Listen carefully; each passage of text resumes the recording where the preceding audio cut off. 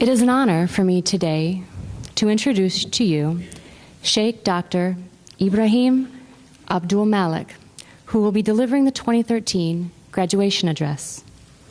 Dr. Abdul-Malik was born in New York City. He earned his first doctoral degree in science and education at Harvard University in 1971, and his second in Islamic studies from the Graduate Theological Foundation in 2007. Dr. Abdul-Malik is the El-Hajj Malik El-Shabazz Professor of American Muslim History and Culture at the Foundation, and has held faculty teaching posts at both the City College and Baruch College of New York. He currently teaches at Farley Dickinson University. Following the tragedy in New York of September 11th, 2001, Dr. Abdul-Malik served for several months as both a disaster chaplain with the American Red Cross and a trauma counselor for several city organizations. He is a highly sought-after, inspirational, and interfaith speaker in the New York metropolitan area. Please join me this morning in welcoming Shaykh Dr. Ibrahim Abdul-Malik.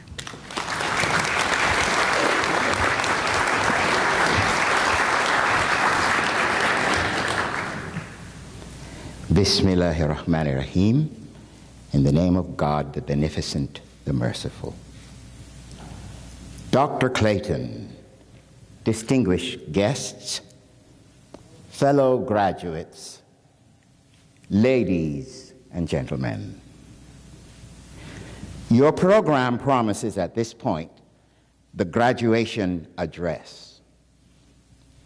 What I offer may more accurately be considered a short interactive piece in 4 parts, or more smugly, a performance piece.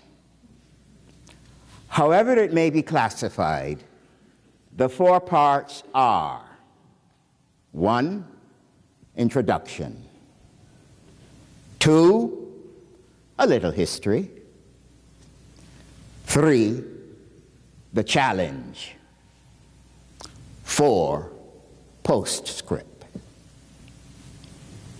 Part 1, introduction. I begin with a question. How many of you remember any of the commencement speeches that were delivered at your graduations? I anticipated that response. Because historically, commencement addresses are remarkably forgettable.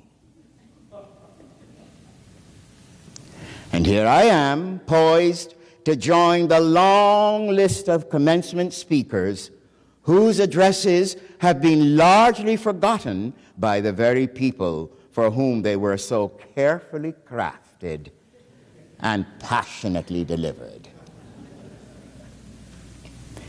In fairness to all of my brave predecessors, though, the blame is not entirely theirs.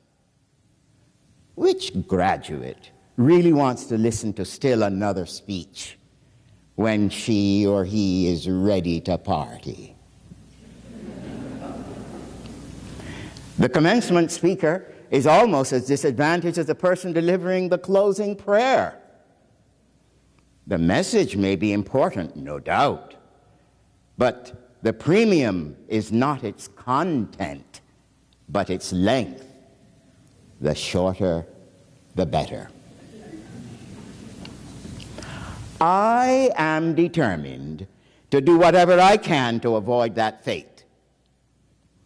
I have therefore challenged myself to find a way to make my words here today have a staying power that seems to have eluded many of their predecessors. And what is that challenge? My challenge is to design a challenge for you, a challenge that will engage you initially today and continually for a long time to come. Part 2, a little history. I have little doubt that each of us proudly wears our connection to the Graduate Theological Foundation with fierce pride. I am equally confident that at the root of that pride is the fact that the organization we chose has as its middle name ecumenical. It began in response to Vatican II, which you remember was the bold action of Pope John the 23rd.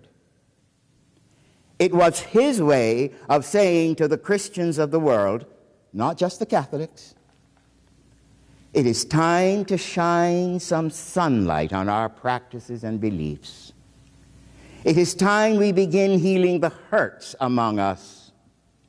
It is time we recognize that there are other religions in the world besides Christianity.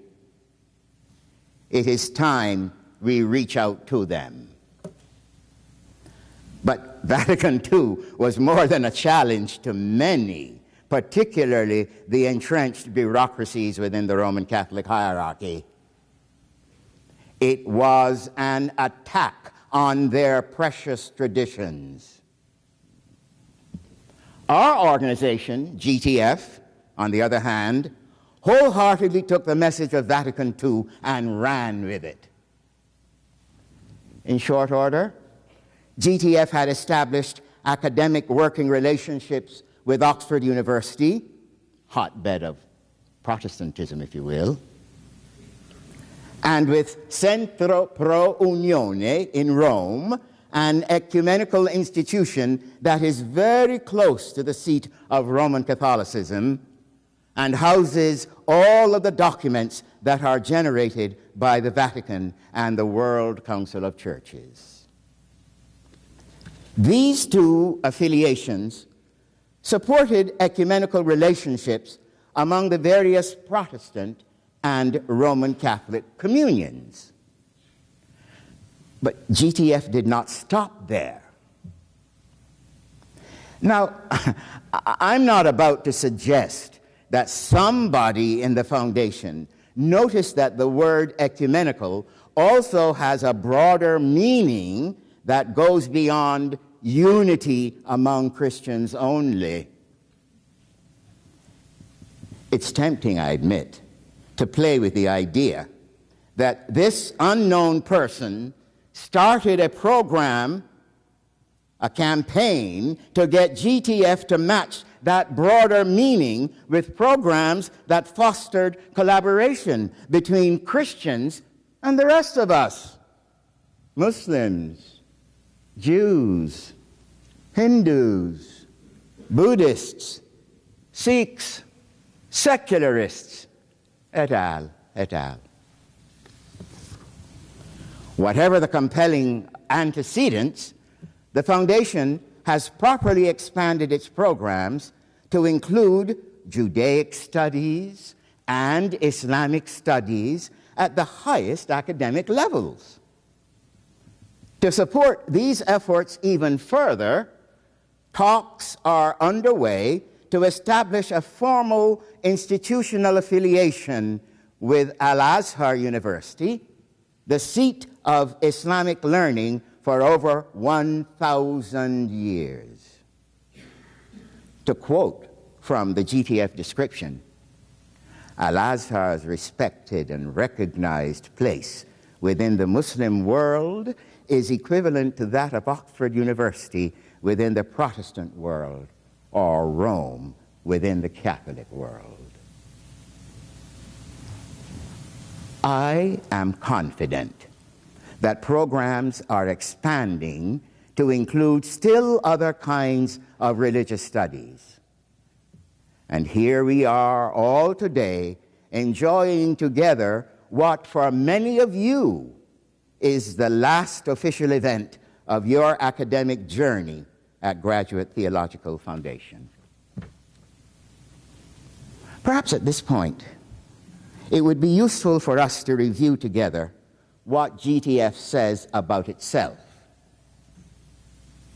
In its own words, Graduate Theological Foundation fully ecumenical in purpose, is a learned society of ministry professionals committed to the wide range of both traditional and emerging forms of ministry in faith communities, in quest of deeper senses of unity, both among themselves and in their developing relations with other religious traditions and with secular society. GTF is open to members of all religious communities and to secular society. So speaks GTF of itself. May I be permitted a few comments? Are you ready for membership in a learned society of ministry professionals? Ready or not, you are now a member. A word about the commitments. GTF is committed first to the wide range of traditional forms of ministry. Put another way, GTF has expressed unreserved respect for all traditional forms of ministry. GTF is equally committed to emerging forms of ministry in faith communities. Let us be clear what that is saying. GTF is acknowledging that as humans and their faith communities evolve, we can reasonably expect that new forms of ministry will also emerge. And GTF proclaims any bona fide new forms will receive the same respect. I now invite you to review with me the quest as enunciated by GTF. Here again are the precise words. GTF is in quest of deeper senses of unity, both among themselves and in their developing relations with other religious traditions and with secular society. The first thing that catches my eye is the use of the plural in the phrase, in quest of deeper senses of unity. What a beautiful message. Don't miss it.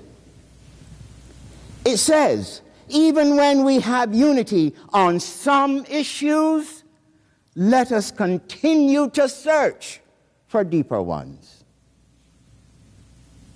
And where do we search for those deeper senses of unity? In three places. We begin within our own ministries. Let's reflect on this for a moment.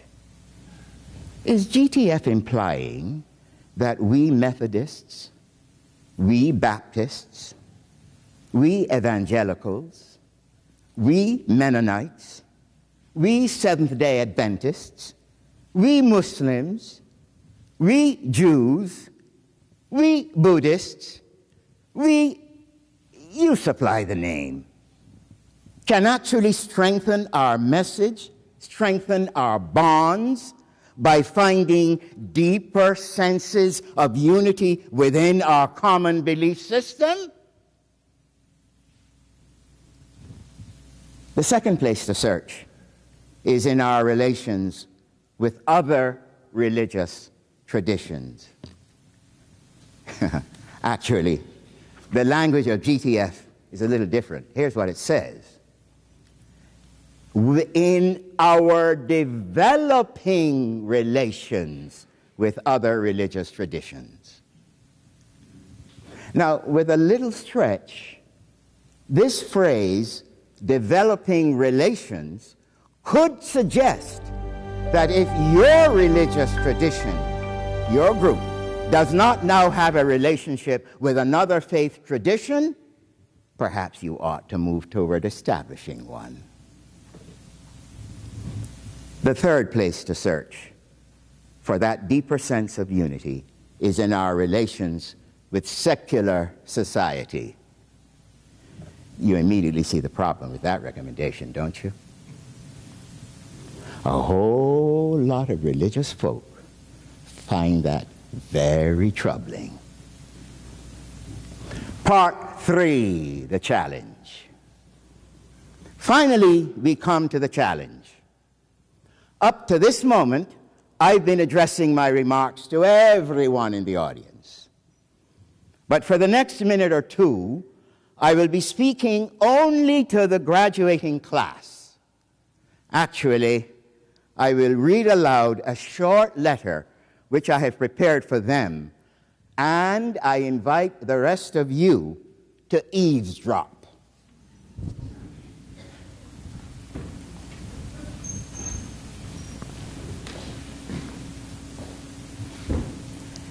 Dear GTF 2013 graduate,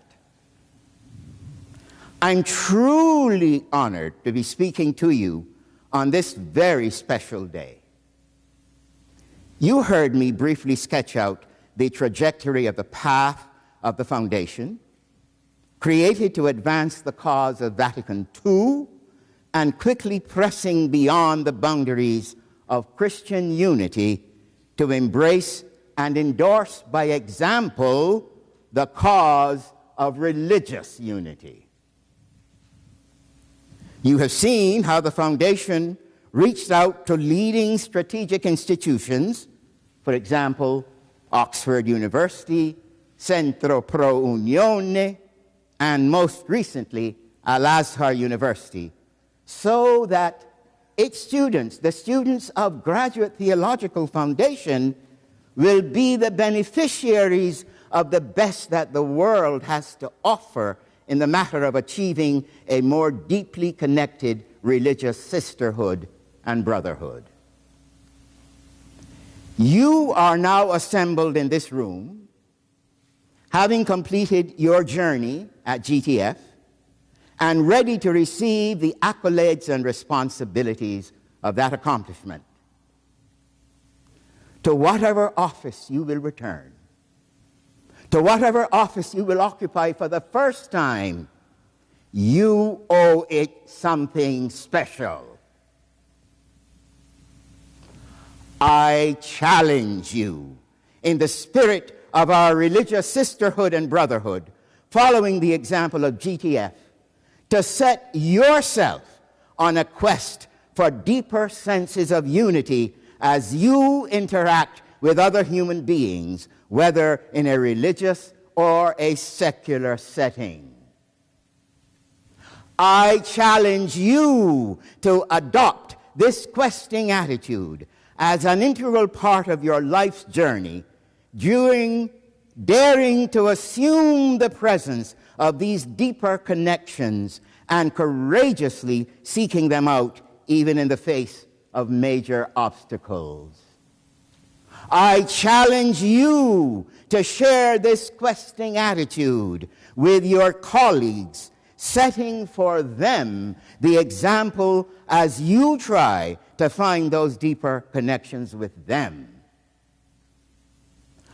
I truly believe that this simple change in attitude, adopted by the few, expanded by the many, will yield results beyond our wildest expectations.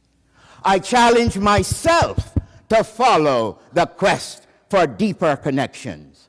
Are you with me? Yes. May it be as we have desired it.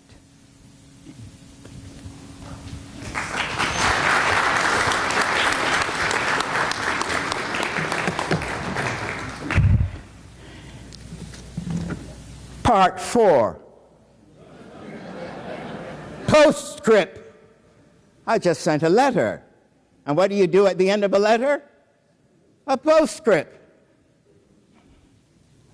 Ordinarily, This kind of a climax would signal the end of my speaking, and I would retire from the stage and pass the baton to the next speaker. But this is not an ordinary occasion. When I last addressed you, I suggested that you eavesdrop. In good conscience, I cannot therefore leave you hanging from the eaves. So I've decided to address you directly again. This time, I am extending to you, each one of you, the very challenges you heard me issue to the graduates. I now challenge you, each one of you, to set yourself on a quest for deeper senses of unity as you interact with other human beings, whether in a religious or a secular setting.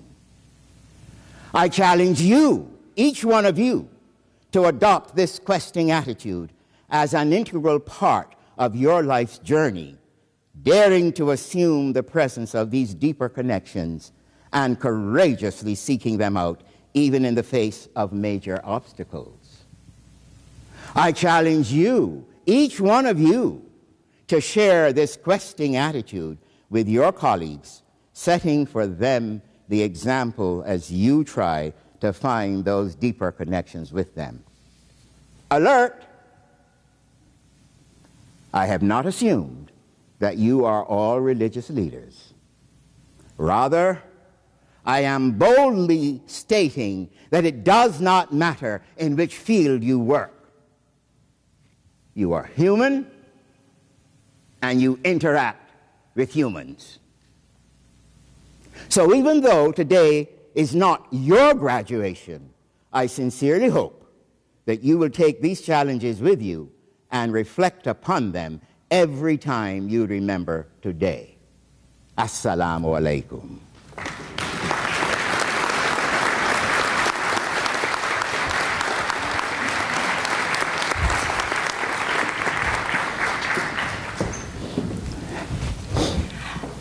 Dr. Abdul-Malik, I'd like to thank you so much for that completely unforgettable graduation address. Mission accomplished.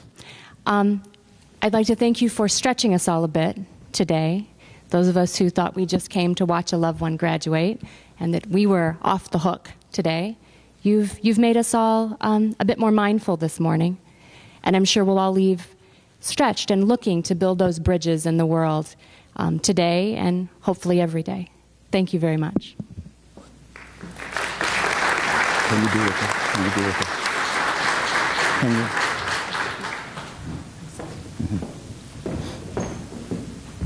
I'm sorry, I forgot one very important point.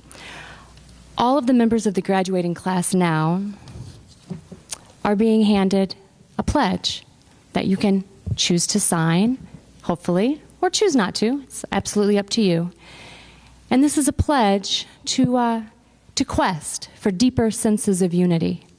It's in writing, you sign it, you date it, and it's a commitment to yourself, to each other, to the world, to move forward in the spirit of the graduation address given today. Thank you.